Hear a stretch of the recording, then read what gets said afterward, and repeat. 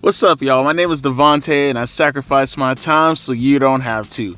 Wrestling journalists are such fucking jokes, bro. Beyond Dave Meltzer getting everything wrong these past couple of weeks, Sean Ross Sapp being incorrect on CM Punk's return, and now I'm seeing this from Ringside News. What a fucking joke, bro. I'm not reporting this shit, man. That's why nowadays, for the past couple of months, I make sure that I have multiple sources that I look at before I post any links so I can confirm before I actually go out of my way to report it. Like, I do appreciate some of you guys who send me stories. Darren Walker, he's one of the main people who sends me stories. But, like, I have to be able to confirm it before I actually go out of my way to make a video on it. Because I have reported at times what these asshole journalists have gone out of their way to talk about, only to be wrong when they fucking get their own shit debunked. Like, he sent me thank you, Darren. This has nothing to do with you. I do appreciate it, by the way. But he gave me some news earlier about Tommy Dreamer being the lead for TNA as far as their creative direction is going.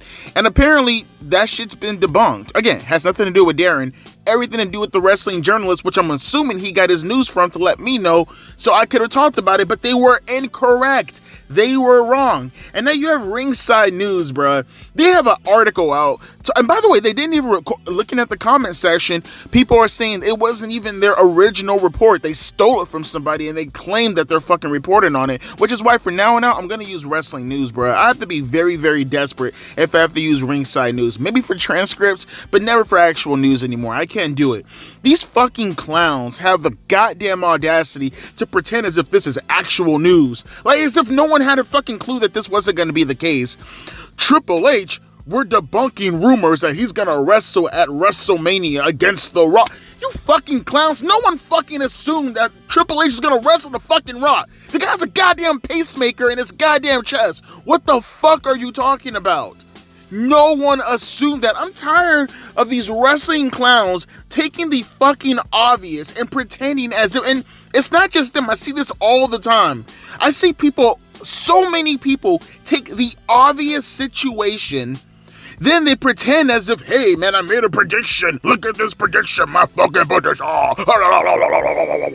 Look at me making my fucking bold claim that this situation that's fucking obvious to everybody is about to occur at the moment.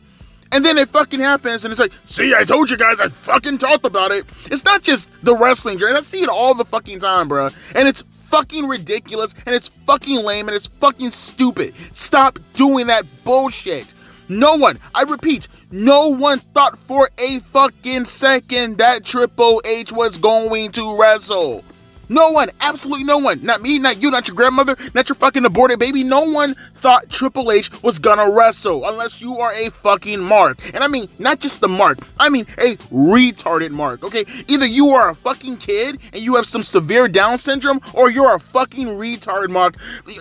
Mark, and you're holding on to fucking nostalgia and you're trying to fucking bring that into realism. You're trying to talk that into existence. No, wrestling journalists, no, marks, no one ever, no, not one, no one thought Triple H was gonna wrestle. That shit triggered the fuck out of me.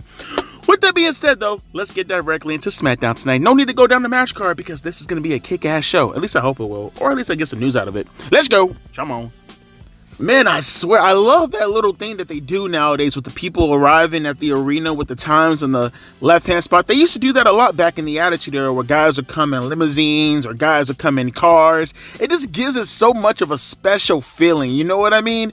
Roman Reigns just entered the arena right now and he hugged Jim Uso. We're not calling him Jimmy on this channel. It's fucking Jim Uso, okay? Jim Uso. Get with it. And we have this promo. Okay, I don't know when they're gonna do it. It says tonight, but the graphic came up. Whatever. We're gonna get to that later on tonight.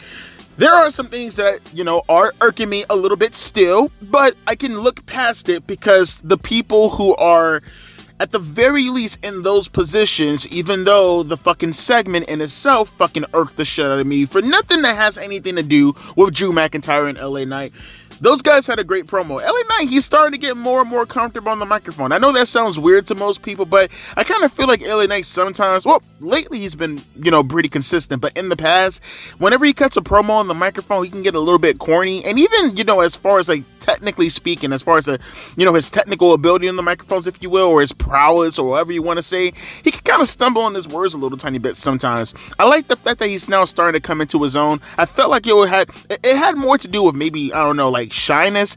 I mean, he kind of did, even though it's been a year since his rise in fame, it kind of feels like he was kind of interjected in that out of nowhere within the last 6 or 7 months. So it's nice to see him now starting to get accustomed to being the main event, a main eventer on the main roster. But I will say this segment right here, I have no problem with Drew and LA Knight going back and forth on the promo stick. That was fun. The guys and the rhetoric, it was fun. Everything made sense. Everything was on point. The jokes were fine. Nothing bad about it. Except Drew ain't on motherfucking Smackdown. What? How? I'm triggered. I'm fucking triggered. This brand extension has me fucking triggered. I just want to say one more time, I could be wrong about this, but I'm going to presume that the fucking draft is coming up in either April or May, right? I'm just going to presume that. How many times do you have to undermine the draft? See, I had people last week telling me, well, Devontae, don't worry about it, bruh. It's okay because the Elimination Chamber, bruh. If you can just look past the fact that, you have people qualifying for the chamber, then shut your dumb ass up. No, it doesn't make any sense because you could have SmackDown superstars competing against each other on SmackDown and Raw superstars competing against each other on fucking Raw. So that way it will feel like it means more when these Raw SmackDown superstars eventually come head up at the Elimination Chamber. That's how it used to be back in the motherfucking days. I'm just saying, it triggers me. It triggers me that we have rules that we are not following. Rules are made to be followed, okay, folks? Rules are made to be followed unless you're black. Now, running back to what I was saying earlier on, okay? Kind of go. Well, actually, I didn't say this earlier on, did I? No, I didn't say this earlier on. Okay, no. Let's go back before this segment right here, right? Now, The Rock did arrive at the arena, and that kind of did lead us to this match with Kevin Owens and Dirty Dom, which was a fine match. I mean, kind of couple of hiccups here and there. I can kind of hear the guys. The guys were kind of loud in the match. You can kind of hear them calling spots. There was like a botch or two, with the whole little fucking X factor because, Kevin didn't go face first into the mat like he was supposed to. I know Dominic Mysterio missed the frog splash, but that was really good. By the way, speaking of that too, maybe I'm the one that's kind of fucked up here. Like, okay, so Kevin Owens is like 500 pounds doing a fucking frog splash on Dominic Mysterio, right? And Dom kicked out of it. Am I really supposed to buy the fact that Dominic Mysterio, his finisher is the frog splash, and he would have beaten Kevin Owens with it? Kevin Owens is like 5 Rey Mysterios, and you mean to tell me that he couldn't beat Dominic Mysterio with a frog splash, but I'm supposed to buy into the fact that Dominic Mysterio was supposed to beat him with the frog splash? Now, I don't know if that's miscommunication in regards to the finishers, or maybe Dominic Mysterio should probably go out of his way to switch his finisher, because there's like fucking 3 people doing the frog splash off the top of my head. Montez Ford, Seth Rollins, Kevin Owens. I mean, a lot of people are doing the frog splash just regular. But no, granted, Montez Ford, his frog splash is a goddamn art. But at the same time, a lot of people doing the frog splash. Just a shame. R-Truth came out ringside before the break actually occurred, and this is jump to the finish, because again, the match was fine, but it's not the match that I necessarily care about. It's about the merge. The merge is not what I care about. I care about the angles. I care about the stories. Lots of stories.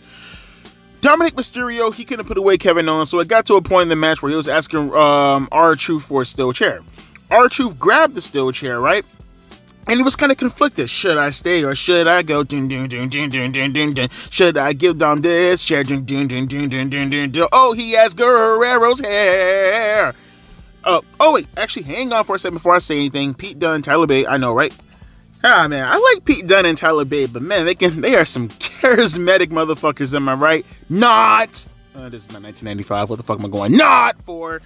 You guys probably don't even know where the fuck I got that from. Clueless. Just throwing it out there. Great movie, by the way. What's her name? Alicia Silverstone? She had no booty, though. Actually, that's what that fabulous chick, what's her name? I'm so fancy. You already know she could. What the fuck am I doing right now? Get back to the match. R-Truth, he had a steel chair in his hand, and he was attempting to give the chair to, or he was, what we thought, he was going to give the chair to Dominic Mysterio when he was asking for it. Instead, R-Truth, he put the chair down, and he was like, I'm not retarded anymore, okay? I'm K-Quick, and we about to get rowdy in this bitch.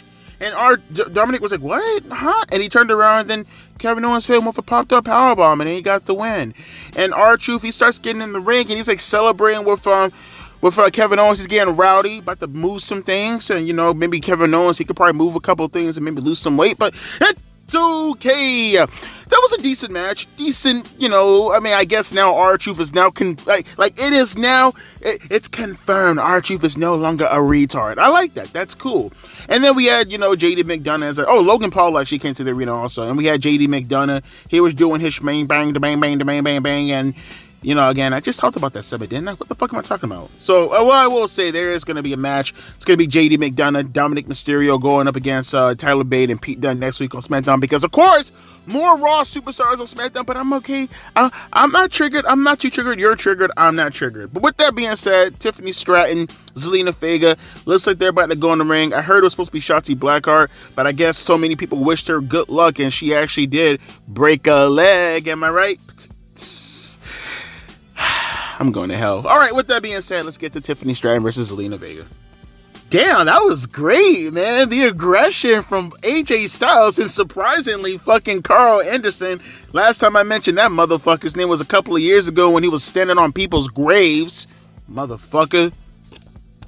Rest in peace, Daphne. Just throwing it out there. You don't want... Oh, fuck. I don't have a Millennial Smart channel anymore, wasn't I? I was just about to tell y'all, go check out that video. I don't have my channel anymore to even talk about that video. It was a great video. It was the best video of all time. It was the greatest. I promise you, it was the greatest video of all time. It was the best.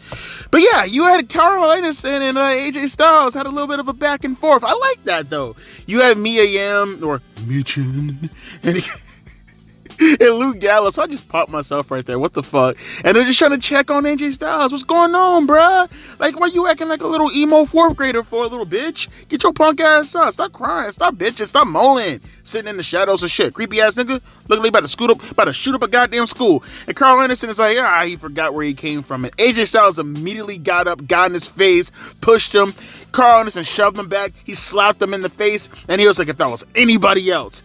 And AJ Styles was like, is that what's holding you back, Carl? And Carl's like, try it again then. And AJ left. I'm like, well, damn, okay. And I bet that'll be a dope-ass match, too. I kind of want to see that match now. You see, you can take an unknown talent like Carl Anderson, put him in the face of AJ Styles, and it's like, whoa, now all of a sudden I want to see that match. Lower talent, actual main eventer, it makes sense. AEW, that's how you set up matches, okay? You don't have people randomly going into fucking death matches and bleeding all over the place for mid-card championship belts. Stupid ass bitch. But going to the women's match, because I actually watched that, because, WWE actually knows how to promote their women. We had this match with Tiffany Stratton going up against Zelina Vega. The match in itself was nothing to really cry home about. I will say, Tiffany Stratton, she's really, really good. As far as the selling, as far as her facials, I will say, though, she was a little bit...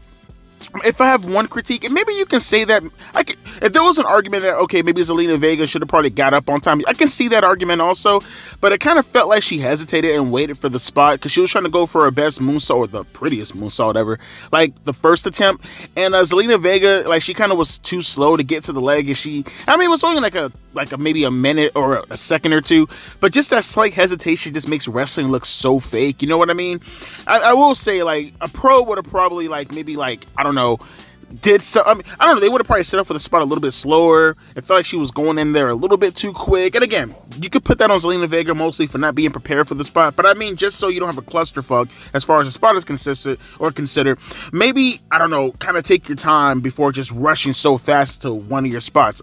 That's about my only thing I'd probably say about her. Other than that, though, she's fucking fantastic, and I want to see more of her. Actually, because she actually won the match because of some distraction by Elektra Lopez, because you had Legado del Fantasma, they were in the audience. Then you had the LWO. We had a little bit of a brand warfare thing going there for a little bit as far as shit talking back and forth. It distracted Zelina Vega, and it couched her the match, if you will. Tiffany Stratton hit her prettiest moonsault ever, got the knees right in the fucking gut. God damn, that did not look like it was fun to take. But yeah, it was a fine match. Again, I will say that Tiffany, again, I'm not saying she's green. She's not green because she's good at what she's doing. I would just say, be a little bit more, cautious, be a little bit more aware of your surroundings. If Zelina Vega is not prepared for the spot, then, kind of think on the fly is what I'm saying. But again, she's getting there. She's good. I like her already. And she qualified for the Elimination Chamber. And I'm seeing the match graphic, and I do say to myself, I would like to see a feud between Tiffany Straton and Liv Morgan. I think that'd actually be pretty cool. Or actually, hang on for a second. Let's see, banished former friends. I was actually kind of hoping they, kind of do a promo or so with Damage Control. I mean, it is what it is. I was just kind of hoping they can, run an angle or something along the lines of that. But that's okay. Yeah, you did have them talking in the promo. They kind of did the whole Shinsuke Nakamura stuff, minding the, the cringy-ass anime. They were just pretty much talking about how, you were going to beat your ass at WrestleMania, Bayley. And Dakota Kai, if you think, Mr. that you're going to turn your back on us, you got another thing coming. But, that was pretty much it. It's pretty obvious. They should do. Again, I said it once and I'll say it again. You got the Elimination Chamber coming up. I don't know how they probably get there. Goddamn fucking lizards. Here we go again, folks.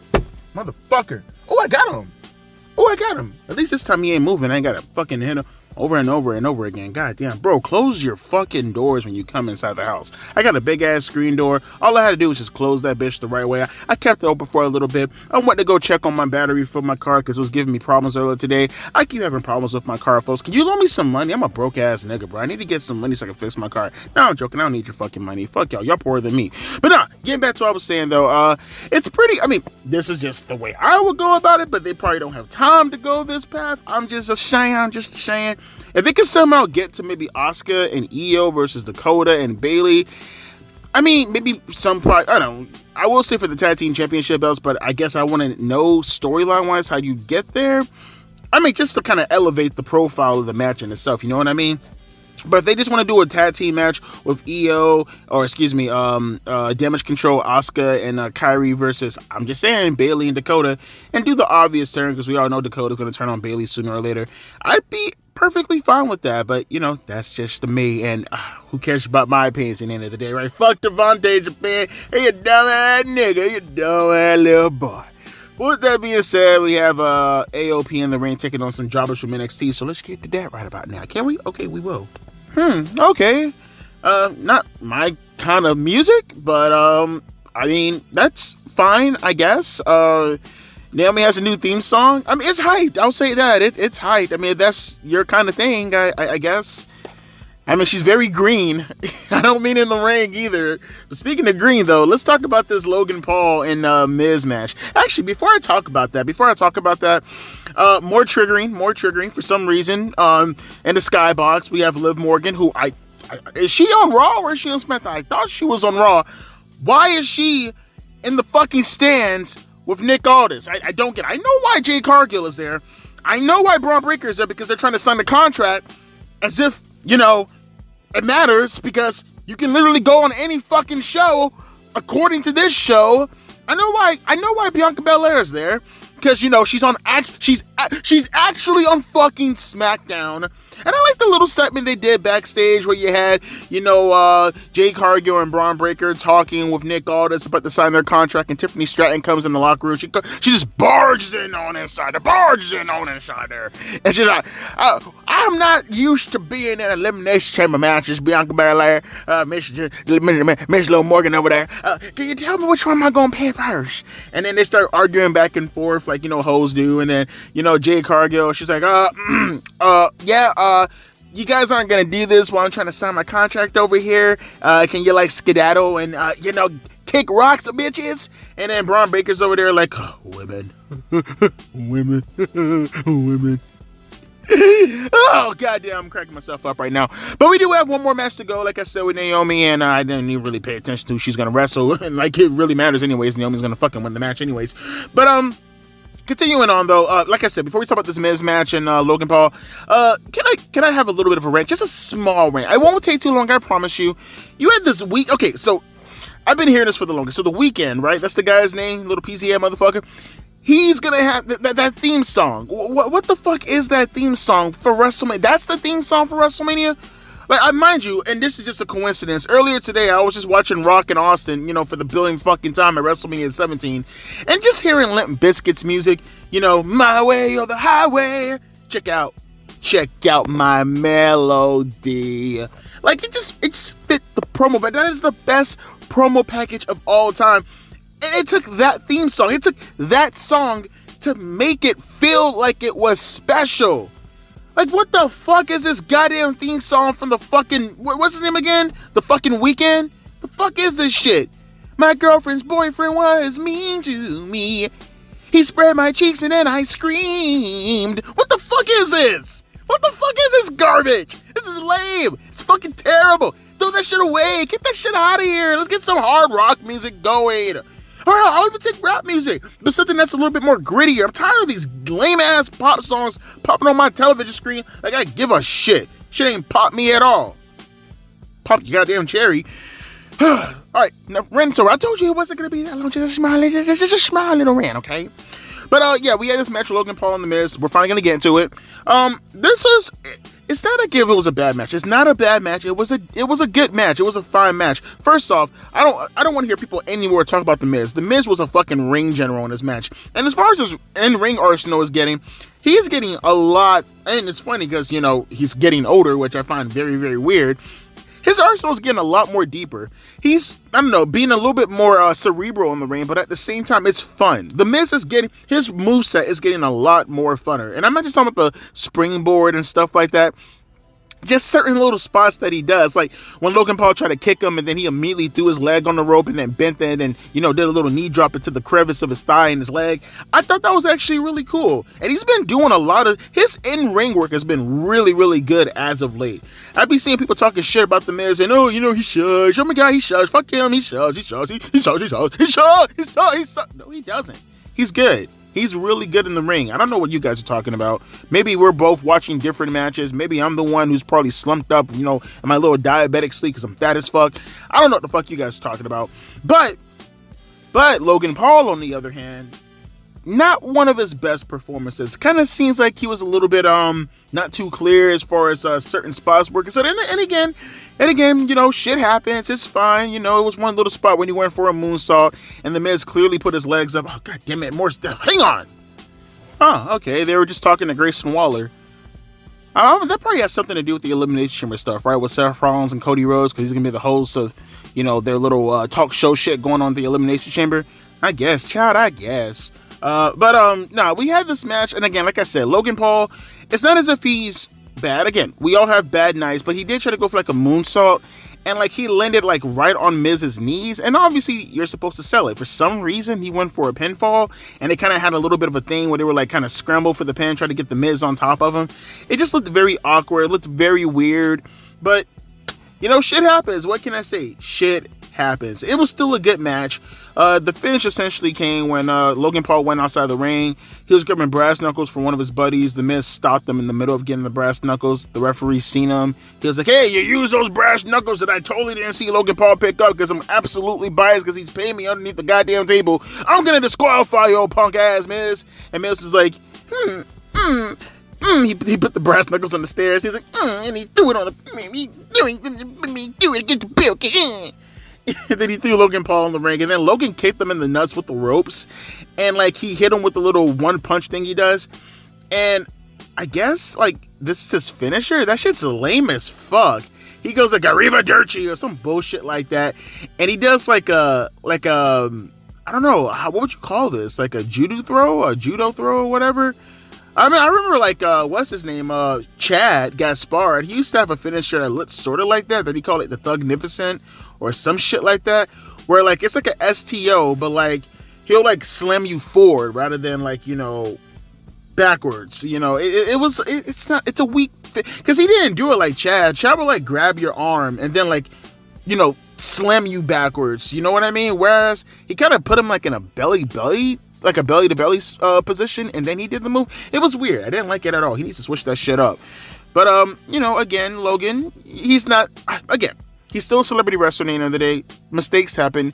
It still was a good match for what it was worth. And again, Logan, he's still kind of new to this. Shit happens in the ring, but You know, it was fun. I liked it. I liked it for what it was worth. But we got Naomi going up against Alba Fire in the most pointless match of all time because clearly Naomi's going to go over.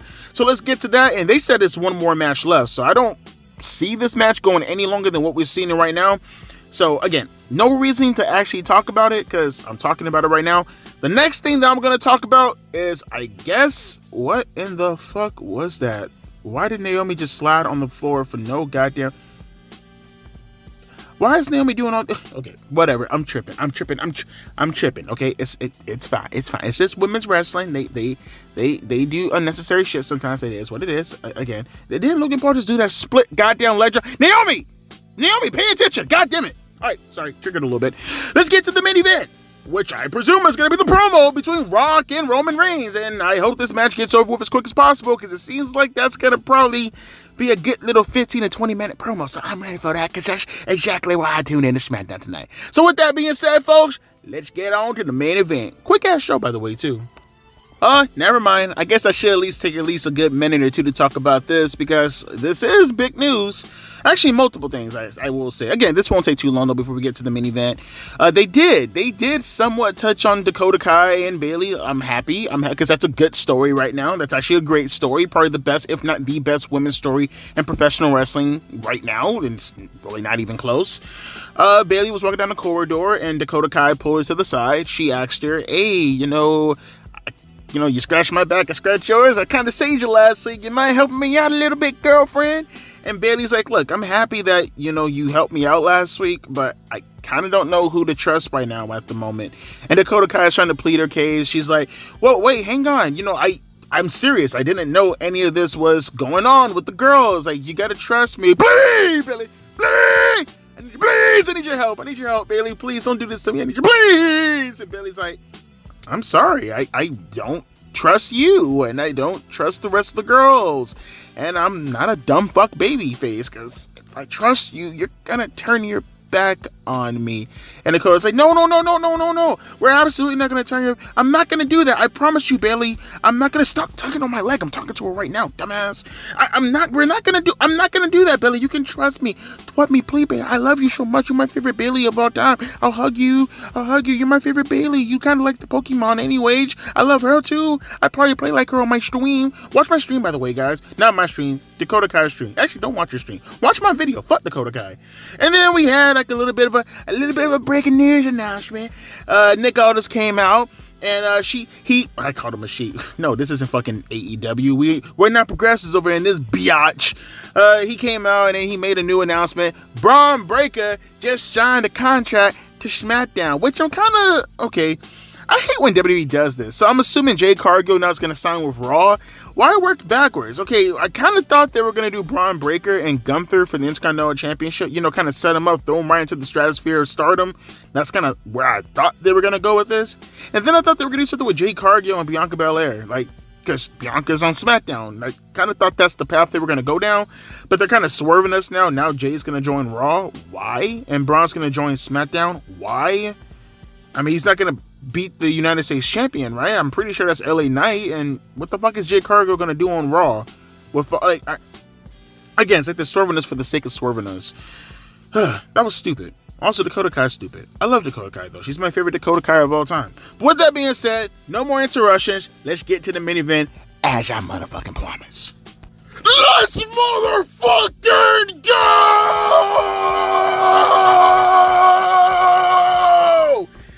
Okay, little kids in the motherfucking audience, let Devontae be your teacher right now, okay? Let Devontae educate you motherfuckers on what you are now witnessing right now, okay? You are not getting specifically Hollywood Rock like you're gonna hear the people on Twitter talk about on social media. No. You're not getting social media Rock, okay? Okay, while you guys are swimming around in your dad's ball sacks, greatness was happening in the year of 1999. Greatness was happening in the year of 2000. Greatness was happening in 2001 and 2002. You are now witnessing the great one, the pie-eating, women-fucking, goddamn most electrifying men in sports motherfucking entertainment. You are now bearing witness to Hill Rock. 90s Hill Rock. That is what you're now about to bear great. That's what you are about to bear witness to what a true superstar looks like. You have all these people, all these kids nowadays going around talking about, look at my favorite wrestler in AEW doing all these kicks and flips and little Canadian destroyers on ramp race, breaking their fucking necks for fucking $50 and some relish on their hot dog. No. You are about to get the most electrifying man in sports entertainment. You are about to get one of the greatest wrestlers of all time. You are now about let me say this one more time, 'cause I don't think you guys are really understanding what you are now witnessing, okay? You got the opportunity to experience the greatness of Stone Cold Steve Austin 2 years ago. Now, granted, you experienced that for about 15 minutes. A little bit over 15, maybe 20 if you want to include the entrance inside there, okay? All the superstars you've been seeing over the years. John Cena, Batista, Randy Orton, Brock Lesnar, all-time greats, no doubt about it. You get the opportunity to witness Roman Reigns right about now. Great superstar. CM Punk, good superstar. Bryan Danielson, whatever, that's fine. You got the opportunity to witness all these guys in their prime. If you're old enough to even experience that, you are about to go on a ride, like Rock said. You are about to go on a trip down memory lane with the rest of us. You are now about to understand why we as wrestling fans, us old heads yelling at the clouds, us old heads, Devontae, can you guys just move on from the attitude era? Let's see where your attitude is gonna hit a fucking 180, all right? Actually, a 145, all right? Because you're gonna go around, you're gonna stop for a second, you're gonna apologize to me, and then you're gonna continue on to that fucking 180. You are about to now understand why we bitch so much about why wrestling is in the shape that it's in right now. You are about to understand what a fucking true superstar is. You're not getting any of this baby bitch nonsense Rock coming out here. Oh, my fans, over here to the left, say it with me, raise the roof. Over here to the right, say it with me, raise the roof. No. You're about to get the 500 shirt where I'm tongue twisted right now. Holy shit, I'm so excited right now. This is so fucking awesome. You're about to get Versace shirt, Versace shoes with the little gator tag on the end of it. Rocky, you are about to get the Brahma Bull, the people's champ, The Rock.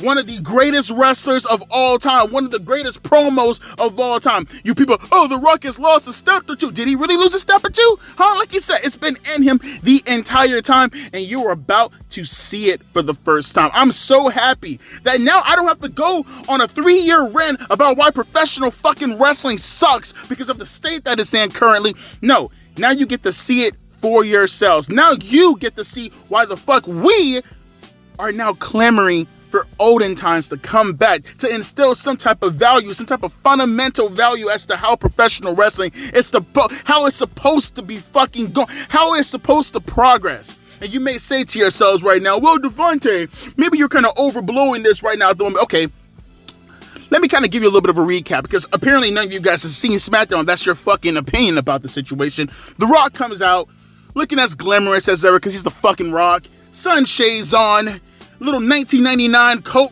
fucking cow vest he has that you always used to rock back in the days with Mick Foley in the ring when it was the Rock and Sock connection. He comes out to the middle of the ring. He addresses the plebes in the audience. He tells them this is not sing along with the Rock. Well, he actually said at the end of the promo, but he essentially said that in the beginning of the promo too, right? He let these fat sweat hogs here sitting in the audience understand that this is not about them. This is about him. This is about Roman Reigns. This is not about Cody Rhodes and his bedtime stories that you guys want to consistently try to throw on my face. Devontae, Cody Rhodes, fuck Cody Rhodes' story. This is about the motherfucking Rock. He goes on and on about how Cody Rhodes is not going to finish his story. How you plebes, how you morons, how you fucking jabronis, how you losers in Generation Z had the Rock and Roman Reigns in the palm of your hands. You had greatness in the palm of your hands. And what did you do? You took your little greasy ass fucking infested Cheeto fingers and you balled it up. And you balled it up really nice, orange stains and all, and you threw it away because you're a bunch of fucking losers, which he's right. I've been saying that for the longest now. All of you guys, everybody who fucking said that they didn't want to see this because we need to see Cody's story. Oh my God, the wrestling is going to be so horrible with the Rock, fuck everything else. We need to see the motherfucking Rock. No. The Rock essentially looked at Roman Reigns. He told Cody Rhodes in the camera, look, right? Cody, you seen this right now? You seen this right now? Huh? You see me right now? Get off your wife for a second while you're ending racism with your penis. Check this out real quick, Cody. He's going to do everything in his power to make sure you do not finish your little bedtime story, your little lullaby story. Him and Roman Reigns, the bloodline, they are the true stars. They are the true main event. They're the guys who are going to go to WrestleMania, and they're going to walk out of WrestleMania, the winners. And just like last year, you punk-ass, blonde-hair looking woman, you're going to walk in, like last year, walk out a loser, like last year, and all this right here, this is just a sequel. So, prepare yourselves. And then he went on for his catchphrase, if you smell what The Rock is cooking, these fucking Utah sweat hogs, they had the audacity to try to, they tried to reiterate, they tried to utter The Rock's promo, they tried to fucking, no! This is not LA Knight, this is the authentic, real person, okay? This is the fucking Rock. You do not, you shut your mouths, you sit back in your chair that you paid a ticket for to see The Rock, and you bear witness to greatness, and you listen to him say his words. You lost that privilege when you thought it was smart to put a fucking loser jabroni jobber like Cody Rhodes on the same pedestal as The Rock. And he's right, by the way. If you smell what the bloodline is cooking. Folks, now, you may be saying to yourself, Devontae, you're over-exaggerating right now. Like I said, shut your stupid ass up because you're not understanding where I'm coming from. People in the audience who are around my age, tell these motherfuckers what the fuck they're about to bear witness to right now. Tell these motherfuckers in the audience what they're about to see right now. I said bear witness like 5 different goddamn times right now because I don't think you understand the light that is shining right now in front of your faces. You ain't getting just any kind of Rock. You're getting Hill Rock. You're getting Corporation Rock. You're getting the guy who introduced me to what it means to engage with professional wrestling. You're about to, 6th time now, bear witness to the guy who brought in tens of millions of fans to WWE. You're about to witness not Dwayne Johnson. No, none of this Tooth Fairy Disney bullshit. You're about to experience the fucking Rock. As always, my name is Devontae, and I'll be catching you guys later. Buckle up, because trust me, it's going to be a real bumpy ride. Deuces, P. Ice.